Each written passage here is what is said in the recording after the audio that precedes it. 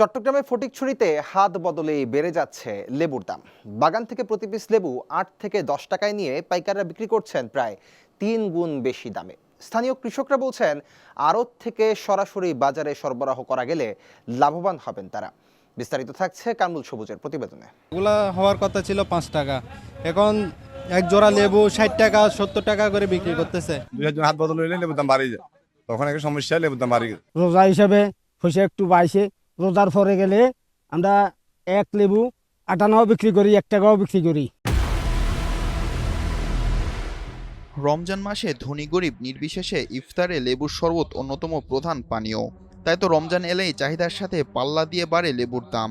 আকারে বড় ও রস বেশি হওয়ায় চট্টগ্রামের ফটিকছড়ির লেবুরও রয়েছে বাড়তি চাহিদা।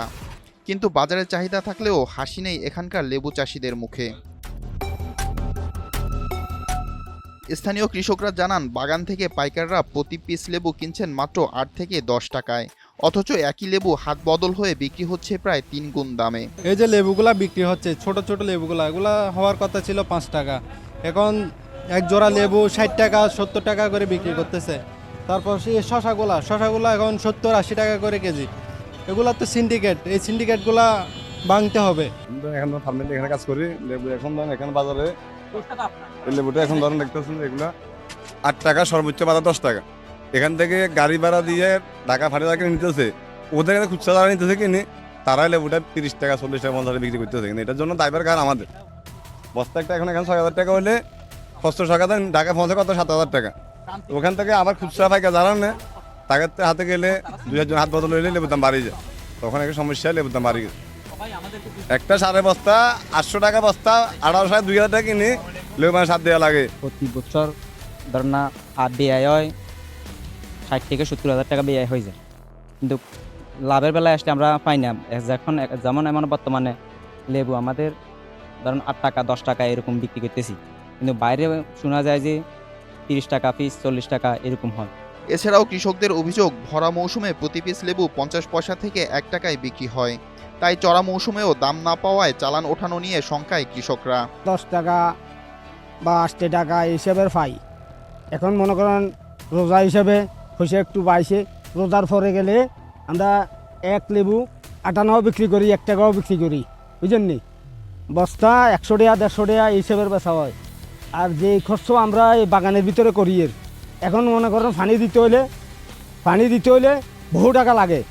এই লেবু বাগানের হারে হারে বহু টাকা লাগে, তো ওই এই পরিশ্রমের পয়সা হয় না। ওষুধ সার কিনতাম গেলে ১০ টাকাটা ২০ টাকা লাগি বই থাকে, বুঝলেন নি। ১,০০০ টাকা সারে ওষুধে হানিয়ে দিই, ওই আন্ডা হেয়ানের ছাই দেওয়া হয় না, অর্ধেক খুঁজেও হয় না আন্ডা।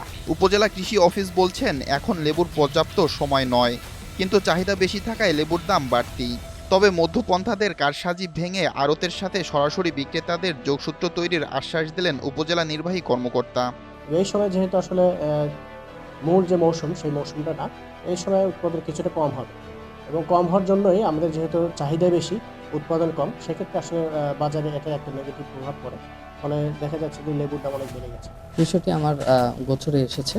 আমরা চেষ্টা করছি, যারা কিছু কৃষক থাকেন যারা বর্গা দিয়ে দেন পূর্বেই, সেক্ষেত্রে আসলে তার কমিটমেন্ট থাকায় হয়তো অন্যত্র বিক্রি করতে পারেন না, বা বর্তমানে যে বাজার দরটা আছে সেটার সাথে সামঞ্জস্যপূর্ণভাবে অর্থপ্রাপ্ত হন না। কিন্তু যারা এখনও বিক্রি করেননি, সেক্ষেত্রে আমরা প্রশাসনিকভাবে চেষ্টা করছি তাদের সাথে ব্যবসায়ী সমিতির একটা যোগাযোগ স্থাপন করে দেওয়ার জন্য, যার মাধ্যমে তারা বাজারের বর্তমান যে মূল্য আছে সেটার সাথে তারা যাতে সামঞ্জস্যপূর্ণ একটি অর্থ পায় এবং তারা লাভবান হয়, সেই প্রক্রিয়া আমরা দেখি। পর্যাপ্ত যাতায়াত সুবিধা, স্থায়ী বিদ্যুৎ সংযোগ, সুলভ দামে সার ও উন্নত বীজ পেলে উৎপাদন আরও বাড়ানো সম্ভব। এছাড়া আড়ত থেকে লেবু সরাসরি বাজারে সরবরাহ করা গেলে কৃষক যেমন লাভবান হবেন, তেমনি সাধারণ ক্রেতারাও স্বস্তি পাবেন, এমন দাবি স্থানীয় কৃষকদের।